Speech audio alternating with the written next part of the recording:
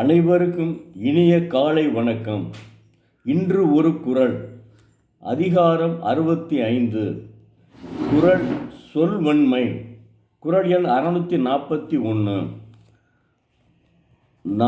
நலம் என்னும் நலனுடைமை அந்நலம் யாநலத்து உள்ளூதும் அன்று. வன்மையாகிய நலம் ஒரு வகை செல்வமாகும். அந்த நலம் தனிச்சிறப்புடையது. ஆகையால் மற்ற எந்த நலங்களிலும் அடங்குவது அன்று.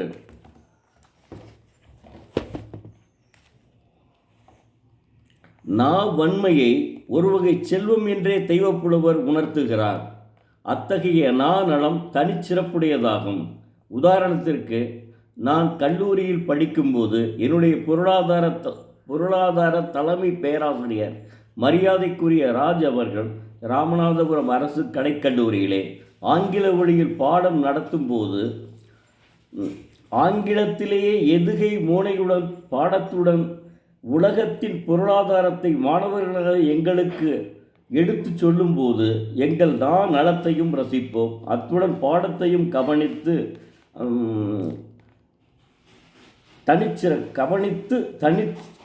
கவனித்து நடத்தும் சிறப்புடையவர் அவர்.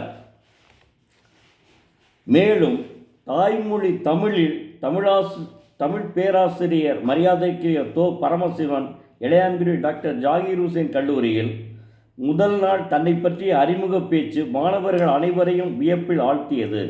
பட்டிமன்ற பேச்சாளர்கள் மரியாதைக்குரிய சாலமன் பாப்பையா, மரியாதைக்குரிய ராஜா, மரியாதைக்குரிய பாரதி பாஸ்கர், நகைச்சுவை மன்றத்தினுடைய தலைவர், பட்டிமன்ற பேச்சாளர் மற்றும் பண்புக திறமை கொண்ட கலைமாமணி மரியாதைக்கு ஞானசம்பந்தன் அவர்களின் பேச்சை கேட்டு ரசித்து கொண்டே இருக்கலாம்.